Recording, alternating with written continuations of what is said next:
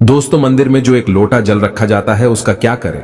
मंदिर का लोटा कैसा हो, पीतल का हो, तांबे का हो। और मंदिर में जो एक लोटा जल रखा होता है उस जल का हम क्या करें। कुछ लोग करते हैं गलती और बाद में पछताते हैं। ऐसी गलती आप कभी मत करना, नहीं तो कंगाल हो जाओगे, बर्बाद हो जाओगे। मंदिर में एक लोटा जल ऐसे कभी मत रखना। साथ ही जानिए दीपक घर में कौन से पदार्थ का रखना चाहिए। तांबे का, लोहे का, पीतल का, कांसे या फिर स्टील का, कांच का या फिर माटी का। कुछ लोग घर में रखते हैं गलत दीपक और घर हो जाता है बर्बाद। इस पदार्थ का दीपक तो हम भी नहीं रखते। और जानिए दीपक की लौ कच्चे कलावे से बनाएं या रुई से या फिर सूती हाथ में बंधने वाले कलावे से। कुछ लोग करते हैं भयंकर गलती, लग जाता है पितृदोष, शनि दोष, काल सर्प दोष, मंगल दोष, भयंकर से भयंकर गरीबी का दोष भी लग जाता है। दोस्तों, कुछ लोग यहां पर ऐसे भी होंगे जो इस वीडियो को बीच में ही छोड़ देंगे। अगर इस वीडियो को आपको छोड़ना ही है तो अभी छोड़ देना, परंतु लक्ष्मी जी माता का अपमान मत करना वीडियो को अधूरा छोड़कर। इसलिए आपको घर के मुख्य द्वार पर जल कैसे छिड़कना है इस कार्य विधि को पूरा ही देखें। आधा अधूरा देखने से समझ लेना आप भगवान का अपमान कर रहे हैं। दोस्तों, बहुत समय से आप लोगों के प्रश्न आ रहे हैं कि मुख्य द्वार पर जल छिड़कने का सही समय क्या होता है और सही विधि क्या होती है। किस समय हमें जल छिड़कना चाहिए और क्या मुख्य द्वार पर जल छिड़कने के लिए स्नान करना आवश्यक है या बिना स्नान किए भी मुख्य द्वार पर जल का छिड़काव किया जा सकता है। झाड़ू लगाने से पहले या फिर झाड़ू लगाने के बाद जल छिड़कना चाहिए। और एक और प्रश्न आया है कि क्या पीरियड्स में हम अपने घर के मुख्य द्वार पर जल का छिड़काव कर सकते हैं या मुख्य द्वार पर दीपदान कर सकते हैं। और जल से ही जुड़ा हुआ एक और प्रश्न है आपका के मंदिर में जो प्रतिदिन हम एक लोटा जल रखते हैं उस जल का हमें क्या करना चाहिए, किस प्रकार प्रयोग करना चाहिए। क्या हम उसे खाने में प्रयोग कर सकते हैं या फिर हम किसी पौधे में डाल सकते हैं। उस जल का उपयोग किस प्रकार से होना चाहिए। और कुछ लोगों का कहना यह है कि जब हम मुख्य द्वार पर जल छिड़कते हैं तो घर के अंदर की तरफ से जल छिड़कें या घर के बाहर की तरफ से जल का छिड़काव करें। इसके बारे में कई लोग शंका में हैं। आज यह शंका भी दूर हो जाएगी। और मुख्य द्वार पर जल छिड़कने से संबंधित आपका अगला प्रश्न है कि कई ऐसे लोग हैं जो कि फ्लैट में रहते हैं, कुछ ऐसे लोग हैं जो कि किराए के मकान में रहते हैं, एक ही कमरे में रहते हैं, तो उन्हें अपने घर पर मुख्य द्वार पर दीपदान किस प्रकार से करना चाहिए, जल कहां छिड़कना चाहिए। मतलब वह इस जगह को मुख्य द्वार मानकर वहां पर मुख्य द्वार से जुड़े हुए उपाय करें। तो आज की वीडियो पूरी तरह से आपके प्रश्नों पर ही आधारित है। मुख्य द्वार पर जल छिड़कने का सही समय क्या होता है और सही विधि क्या होती है। तो देखिए, अगर आप मुख्य द्वार पर जल छिड़कते हैं तो आपको ध्यान रखना है कि जल आप एक दिन पहले ही, मतलब रात को सोने से पहले एक पात्र में, कोई भी आप पात्र ले सकते हैं, जैसे कि आप एक तांबे का भी पात्र ले सकते हैं। तांबे का ना हो तो आप पीतल का ले सकते हैं, स्टील का ले सकते हैं, चांदी का ले सकते हैं, जो भी पात्र आपके पास उपलब्ध हो। एक लोटे में थोड़ा सा गंगा जल डाल दीजिए और उसके ऊपर शुद्ध जल भर दीजिए। और हां, गंगा जल ना हो तो भी परेशान होने की आवश्यकता नहीं है। सिर्फ शुद्ध जल से भी आप पात्र को भर सकते हैं और उस जल से भरे पात्र को अपने घर की रसोई में रख दीजिए। अब जैसे कि आप अगले दिन सुबह उठकर इस जल का छिड़काव अपने घर के मुख्य द्वार पर करेंगे। अब बहुत से भक्तों के प्रश्न आए हैं कि क्या हम स्नान से पहले यह जल छिड़क सकते हैं या फिर स्नान करना आवश्यक है। देखिए, मुख्य द्वार पर जो सुबह सवेरे सबसे पहले जल छिड़का जाता है, जैसे कि जो रसोई में रखा हुआ जल होता है, यह एक तरीके से उपाय के तौर पर किया जाता है। दोस्तों, घर में किसी भी प्रकार की परेशानी हो, किसी भी प्रकार के दुख दर्द रहता हो, गरीबी हो या फिर कलह क्लेश बहुत अधिक रहता है, मतलब किसी भी प्रकार की नकारात्मक ऊर्जा से आप परेशान हैं, बहुत समय से परेशानियों में ही गिरे हुए हैं, तो ऐसे में घर की रसोई में रखा जाता है और यही जल घर के मुख्य द्वार पर सुबह उठकर छिड़का जाता है। इस जल के छिड़काव से आपके घर की कोई भी परेशानी हो बहुत शीघ्र समाप्त हो जाती है। इस उपाय को करने से आपके घर में सुख समृद्धि भी आती है, कलह क्लेश से भी मुक्ति मिलती है, बीमारियों से भी मुक्ति मिलती है। मतलब देखिए, किसी भी प्रकार की मानसिक परेशानी हो, शारीरिक परेशानी हो, आर्थिक तंगी हो या आपके घर में कोई वास्तु दोष हो, किसी भी प्रकार का ग्रह दोष हो, जैसे कि कई बार ऐसा होता है कि कई लोगों के ऊपर कई प्रकार के बुरे ग्रह दोषों का प्रभाव होता है, जिसकी वजह से घर में परेशानियां हमेशा बनी रहती है। तो ग्रह दोषों के प्रभाव से भी आपको मुक्ति मिलती है, वास्तु दोष और पितृदोष भी समाप्त होता है। इसके साथ ही जैसे कि बहुत से लोगों के प्रश्न होते हैं कि उनके ऊपर किसी ने कुछ कर करा दिया है, उनके परिवार में किसी भी प्रकार की पहले कोई परेशानी नहीं थी, लेकिन अभी कुछ समय से परेशानियां लगातार आती ही जा रही हैं और कोई रास्ता नहीं मिल रहा है। परेशानी से निकालने का तो किसी के भी किए कराए तंत्र मंत्र का प्रभाव हो, किसी की बुरी नजर का प्रभाव हो, तो भी आपके इस उपाय से मतलब। इस एक लोटा जल से आपकी परेशानी स्वतः ही कुछ दिनों में समाप्त हो जाती है। तो यह घर की सभी परेशानियों से मुक्ति पाने का रामबाण और सबसे सरल, सबसे आसान उपाय होता है जो हमारे शास्त्रों में वर्णित है। तो आप अपने घर की रसोई में एक लोटा जल रखें, रात में भरकर और प्रातः काल जल्दी उठकर उसी जल से अपने घर के मुख्य द्वार पर छिड़काव कीजिए। अब जैसे कि बहुत से लोगों के प्रश्न आते हैं कि यह जल हमें किस समय अपने घर के मुख्य द्वार पर छिड़कना चाहिए, तो देखिए, सुबह सूर्योदय होने से पहले इस जल का छिड़काव आपके घर के मुख्य द्वार पर हो जाना चाहिए। आप चाहें इसके बाद आप शुद्ध जल से मतलब किसी भी दूसरे जल से अपने घर के मुख्य द्वार को धोते हैं तो कोई समस्या नहीं है, लेकिन इस जल का छिड़काव घर के मुख्य द्वार पर सूर्योदय होने से पहले हो जाना चाहिए। अब दोस्तों, जैसे आपका अगला प्रश्न है कि क्या हमें स्नान करके इस जल का छिड़काव अपने घर के मुख्य द्वार पर करना चाहिए या फिर बिना स्नान किए भी कर सकते हैं। देखिए, ये जो हम जल छिड़कते हैं मतलब यह एक उपाय होता है, तो इसे हम स्नान करने के बाद नहीं करते हैं। सुबह जल्दी उठते हैं और उठकर सबसे पहले घर की रसोई में जाएंगे। उसके बाद उस जल को लेकर आप घर के मुख्य द्वार पर जाएंगे। मुख्य द्वार खोलकर मतलब मैन गेट खोल दीजिए और उसके बाद मुख्य द्वार पर इसी जल का छिंटा दीजिए, छिड़काव कर दीजिए। और जल का छिड़काव करते समय अपने पितरों का ध्यान कीजिए, मां लक्ष्मी का ध्यान कीजिए, क्योंकि कहा जाता है कि सुबह सुबह मां लक्ष्मी प्रत्येक द्वार पर आती है, सबके द्वार पर आती है, जिनके भी द्वार खुले होते हैं, जिनके घर में जल का छिड़काव मुख्य द्वार पर हुआ रहता है, उसके घर में प्रवेश कर जाती है। तो महालक्ष्मी का अपने मन में ध्यान कीजिए और एक तरह से प्रार्थना कीजिए, हे मां लक्ष्मी, आप मेरे घर में प्रवेश करें, मैं आपका स्वागत करने के लिए तैयार हूं। और इसके बाद अपने पितरों का ध्यान कीजिए, क्योंकि हमारे घर की दहलीज होती है, वहीं पर पितरों का वास माना जाता है। तो जब आप दहलीज पर जल के छींटे देते हैं तो आपके पितर बहुत प्रसन्न हो जाते हैं और उनका आशीर्वाद भी आपको प्राप्त होता है। तो सुबह जो आप जल छिड़के, इसके लिए स्नान करने की आवश्यकता नहीं है, बिना स्नान किए भी कर सकते हैं। दोस्तों, वीडियो में आगे बढ़ने से पहले आपसे छोटा सा निवेदन है कि कमेंट बॉक्स में जय मां लक्ष्मी अवश्य लिखें। महालक्ष्मी जी, जो भी भक्त इस वीडियो को देख रहा है उसके घर में सुख समृद्धि आए, उसके घर में कोई भी परेशानी नहीं आए और पूरा परिवार सुख शांति से अपना जीवन यापन करे। दोस्तों, अगर तुम में से कोई महालक्ष्मी जी को मानता है तो अगर सच में ही भक्त हैं, आप इस वीडियो को लाइक कर कमेंट बॉक्स में एक बार जय महालक्ष्मी लिख देना और उसके मन में जो भी मनोकामना है वह पूरी कर देना। अब दोस्तों, आपका अगला प्रश्न है कि क्या झाड़ू लगाने के बाद हमें जल का छिड़काव करना चाहिए या फिर झाड़ू लगाने से पहले भी जल का छिड़काव कर सकते हैं। तो देखिए, जैसे मैंने आपको पहले ही बताया था कि उठने के बाद सबसे पहला कार्य जो आपको करना है वह जल का छिड़काव ही करना है। उसके बाद आप झाड़ू लगा सकते हैं, लेकिन एक चीज का ध्यान रखिए, जब हम सोकर उठते हैं तो सबसे पहले बिस्तर पर बैठे हुए ही अपने दोनों हथेलियों को जोड़कर और दोनों हथेलियों को सामने से जोड़कर पूरी हथेली को देखा जाता है। उसमें मां लक्ष्मी का ध्यान किया जाता है। उसके साथ ही 5 देवताओं का ध्यान किया जाता है। 5 देवता कौन कौन से होते हैं? मां दुर्गा, भगवान शिव, भगवान श्री हरि विष्णु, गणपति, गजानन और भगवान सूर्य देवता। 5 देवताओं का ध्यान हम अपने हाथों में ही करते हैं, हथेलियों में ही करते हैं। कराग्रे वसते लक्ष्मी, कर मध्य सरस्वती, कर मूल्य तू ब्रह्मा, प्रभाते कर दर्शनम। दोस्तों, इस मंत्र का उच्चारण आप चाहें तो कर सकते हैं, नहीं करते हैं तो भी कोई बात नहीं। अपने इष्ट देवता का और 5 देवताओं का ध्यान अपनी हथेलियों में कर लीजिए। उसके बाद दोनों हाथ जोड़कर सभी देवी देवताओं को प्रणाम किया जाता है और उसके बाद अपने हाथ से पृथ्वी का स्पर्श करते हैं, धरती को छूकर प्रणाम करते हैं 2 बार या 3 बार, और उसके बाद अपना दाहिना पांव पृथ्वी पर रखते हैं, दोस्तों धरती पर रखते हैं। उसके बाद ही बाकी के जो सभी कार्य होंगे वो उसके बाद ही किए जाएंगे। जल का छिड़काव आप उसके बाद ही करेंगे।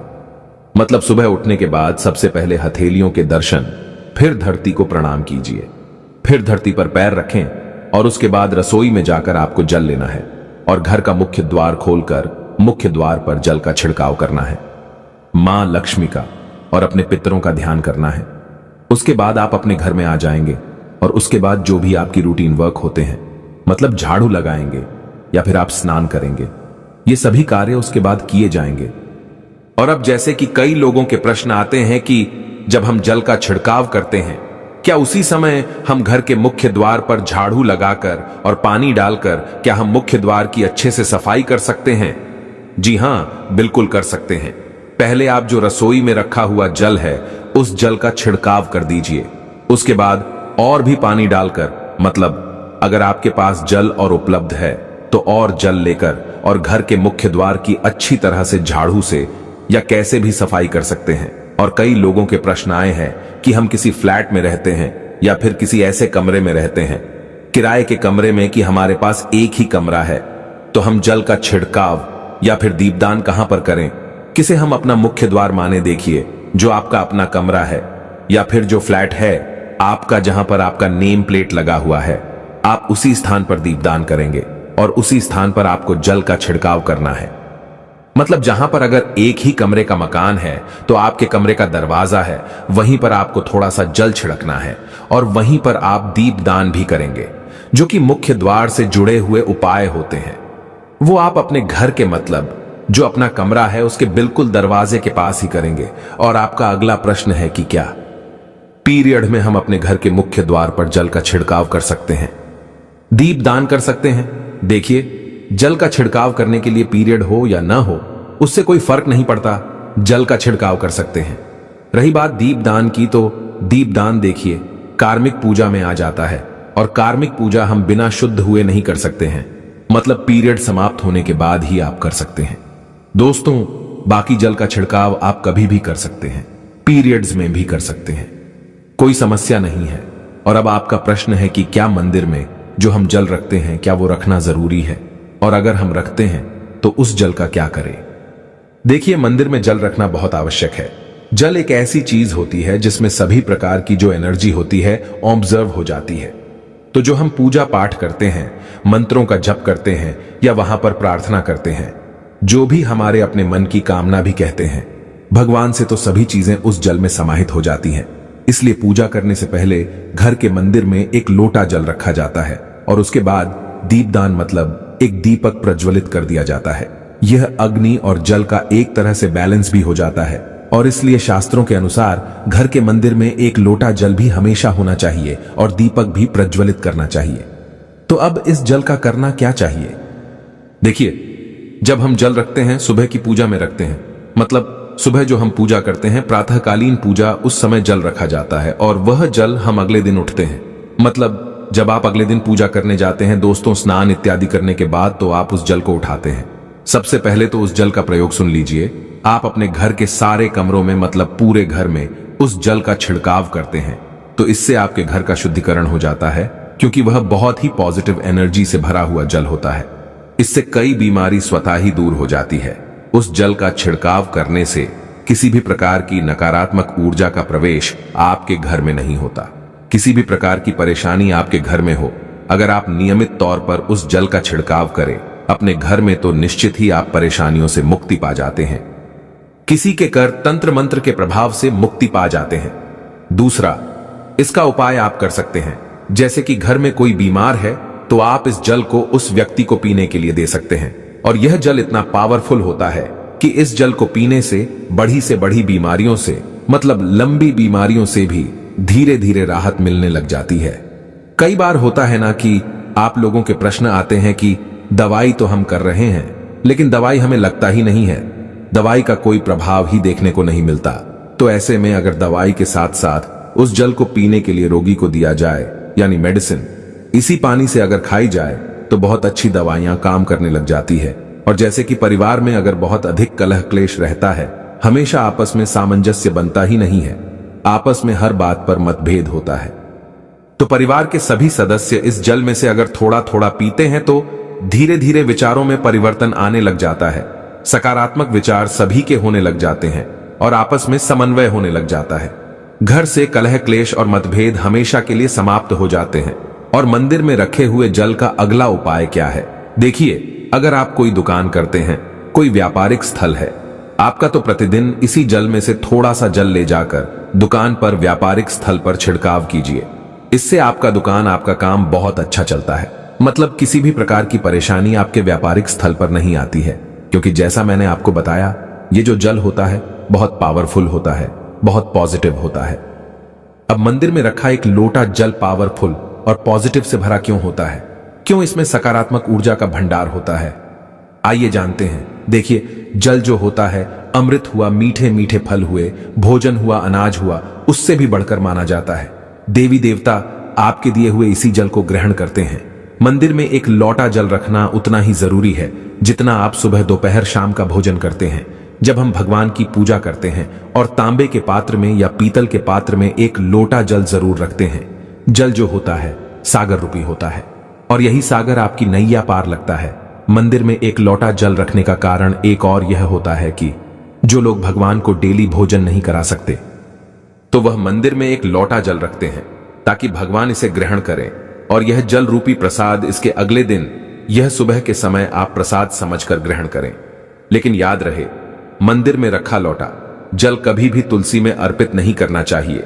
उसके लिए आप अलग से तांबे के पत्र से तुलसी में जल अर्पित कर सकते हैं, क्योंकि यह जल सभी देवी देवता ग्रहण करते हैं, तो इसीलिए तुलसी में डालना वर्जित है।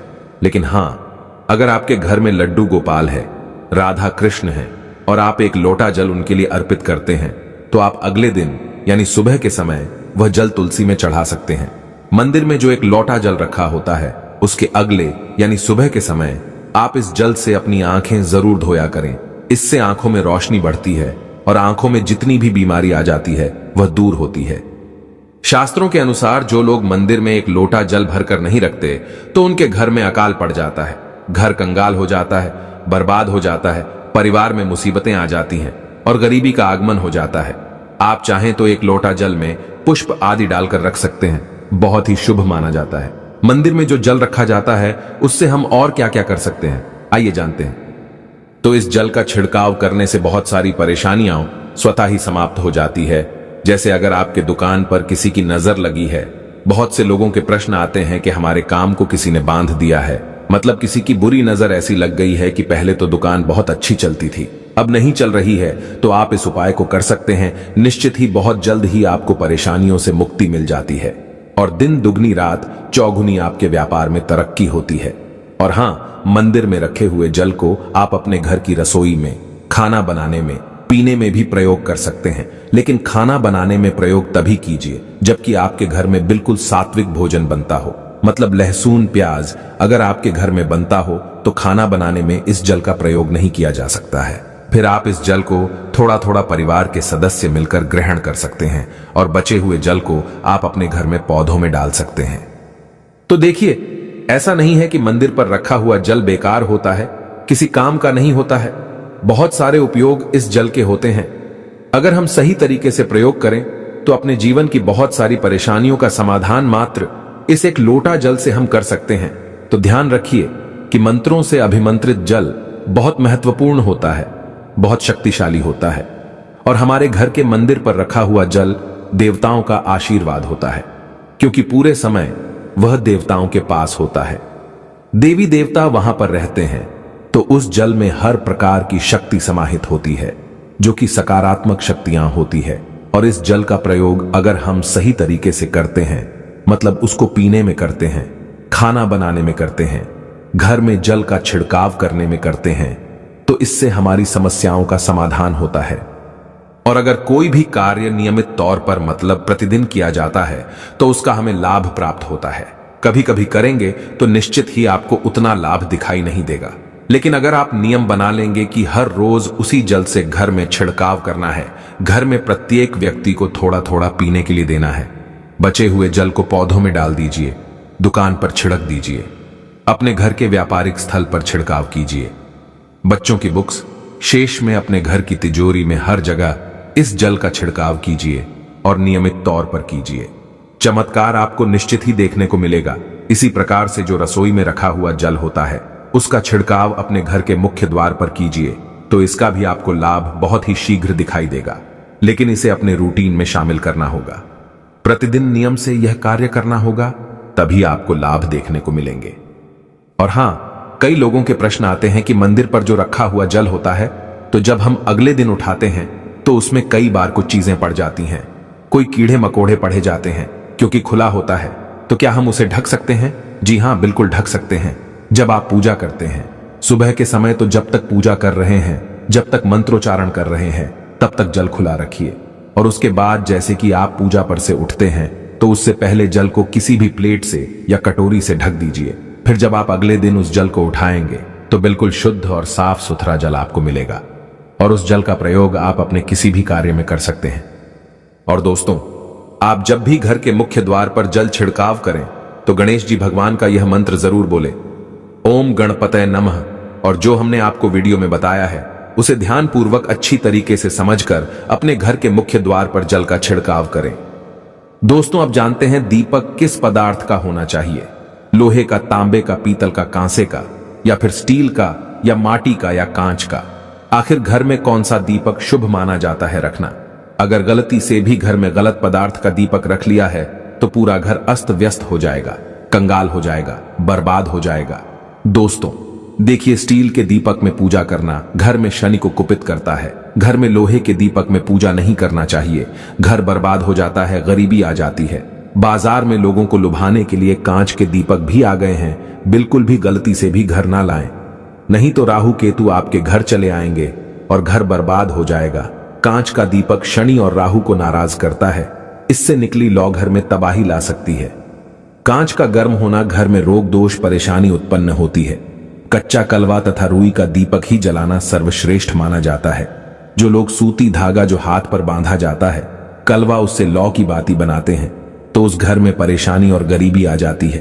हुई और कच्चा कलवा ही शुभ माना जाता है। तांबे का दीपक, पीतल का दीपक, माटी का दीपक धन की देवी माता लक्ष्मी को आकर्षित करता है।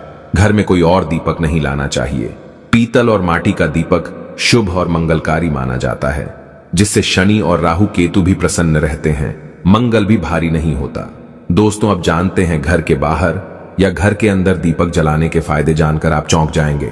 खासकर घर के बाहर दीपक जलाने से 5 वो फायदे जो आपको चौंकाने वाले हैं। दोस्तों, ये बात तो आप जानते हैं कि भगवान की पूजा के दौरान दीपक जरूर जलाया जाता है। हिंदू धर्म में पूजा करते वक्त लोग देशी घी या सरसों के तेल का दीपक जरूर जलाते हैं तथा तिल के तेल का दीपक भी जलाते हैं। हालांकि पूजा के लिए भगवान के सामने दीपक जलाना सिर्फ पूजा का एक तरीका ही नहीं है, बल्कि घर में दिया जलाना या घर के बाहर दिया जलाना कई तरह के फायदे मिलते हैं। दीपक जलाने से न सिर्फ कई शक्तियां जागृत होती हैं, बल्कि ये 5 बड़े फायदे भी मिलते हैं। तो चलिए जानते हैं दोस्तों। नंबर 1, पृथ्वी से अंधकार होता है। दूर घर में दीपक जलाने से घर का अंधकार तो दूर होता ही है, साथ ही नकारात्मक ऊर्जा को भी कोसों दूर रखती है। जहां पर दीपक जलता है तो वहां पर सकारात्मक ऊर्जा का वास होता है। जाहिर सी बात है, जब घर में सकारात्मक ऊर्जा होगी तब भगवान का वास होगा। इसीलिए घर में शाम होने से पहले, रात होने से पहले दीपक अवश्य जलाया जाता है, ताकि घर में कोई गलत नकारात्मक ऊर्जा प्रवेश न कर पाए। दोस्तों, तेल से जले दीपक का प्रभाव उसके बुझने के आधे घंटे बाद तक वातावरण में बना रहता है, जबकि शुद्ध देसी घी का दीपक भूजने के बाद करीब 4 घंटे तक वातावरण को सकारात्मक रखता है। दोस्तों, नंबर 2, हानिकारक कणों का होता है नाश। दीपक जलाना न सिर्फ धार्मिक नजरिए से फायदेमंद है, बल्कि वैज्ञानिक दृष्टिकोण से भी यह फायदा पहुंचाता है। जब घर में शुद्ध घी या सरसों के तेल से दीपक जलाया जाता है तो उसके धुएं से घर के माहौल में सात्विकता आती है और इससे आसपास के वातावरण में मौजूद हानिकारक कणों का भी नाश होता है। दोस्तों, नंबर 3, घर में होता है सुख समृद्धि का वास। जिस घर में सुबह और शाम के वक्त भगवान के सामने दीपक जलाया जाता है तो उस घर पर हमेशा माता लक्ष्मी मेहरबान होती है। ऐसे घर में सुख समृद्धि का वास होता है। मान्यता है कि दीपक की लौ पूर्व दिशा में रखने से व्यक्ति दीर्घायु होता है, जबकि उत्तर दिशा में लौ रखने से घर में धन और संपन्नता बढ़ती है।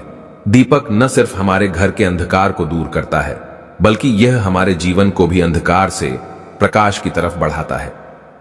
दोस्तों, नंबर 4, बीमारियों को दूर भगाने में मददगार। घर में दिया जलाने से बीमारियां घर के आसपास भी नहीं भटकती। घर के सभी परिवार सदस्यों को हर बीमारी से बचाव मिलता है। खासकर दीपक के साथ एक लौंग जलाने से इसका असर दुगना हो जाता है। घी में चर्म रोग दूर करने के सारे गुण मौजूद होते हैं, इसलिए घी का दिया जलाना सेहत के लिहाजा से काफी फायदेमंद है। दोस्तों, बात करते हैं नंबर 5 की शुभ शक्तियां होती हैं आकर्षित। सनातन धर्म के अनुसार जिस घर में सुबह शाम दीपक जलाया जाता है तो वहां कभी अंधकार नहीं होता। उस घर में सुख समृद्धि का वास होता है। इतना ही नहीं, जलता हुआ दिया शुभ शक्तियों को चुंबक की तरह आपके घर की ओर खींचता है, जो कि आपके लिए बहुत ही शुभ माना जाता है। दोस्तों, अब जानते हैं मंदिर में घंटी क्यों बजाई जाती है, घंटा क्यों बजाया जाता है, ताली क्यों बजाई जाती है। मंदिर के अंदर कारण क्या है? शंकर के मंदिर में घंटी क्यों बजाई जाती है? शंकर के मंदिर में घंटी को क्यों बजाया जाता है? ताली को बजाना क्यों ना करा जाता है? शिव मंदिर में किस लिए करा जाता है? तो ये पुराण है कि मंदिर के अंदर या घर के अंदर आप गरुड़ घंटी जब जाते हो, घंटी का नाद जब करते हो, तो शिव महापुराण की कथा और लिंग पुराण की कथा, विष्णु पुराण की कथा कहती है। मात्र घंटी का नाद कर देने से जितने भूमि पर तीर्थ है, जितने साधक साधना कर रहे होते हैं, जितने तप कर रहे होते हैं, जितनी पवित्र नारी स्त्री का पालन कर रही होती है, जितने दान हो रहे होते हैं, कुछ समय पर जिस समय तुमने घंटी बजाई है, उस पल वो सारे पुण्य घंटी का नाद करते से तुम्हारे खाते में आ जाते हैं। शंकर जी के मंदिर में जाकर ताली का नाद किया जाता है। ताली शिव मंदिर में क्यों बजाई जाती है? मंदिर में जितने भी बैठे होंगे, जो भजन कर रहे होंगे, जो साधना कर रहे हैं, अभिषेक कर रहा है, पूजन कर रहा है, 3 बार ताली बजाने से उनका सारा का सारा पुण्य हमारे खाते में आ जाता है, खींचा चला आता है। हमारा भाग्य प्रबल हो जाता है, 1 सेकंड में हमारे खाते में आ जाता है और हमें लगता है हम शंकर को रिझा रहे हैं। शंकर को रिझाएं शिव जरूर देते हैं। घर में गरुड़ घंटी का नाद करना। दोस्तों, इसलिए बच्चों को खेलने के लिए घंटी नहीं दी जाती। गरुड़ घंटी कोई खेलने को नहीं देता। दूसरा सामान दे देंगे पर गरुड़ घंटी नहीं देंगे। क्यों नहीं देते? क्योंकि गरुड़ घंटी का जब नाद किया जाता है तो सबका पुण्य हमारे खाते में जाता है। कोई साधारण है घंटी बजाना? पूजन के समय, स्मरण के समय पर भजन आदि करना चाहिए, इसलिए घंटी भी हर कभी नहीं बजाई जाती।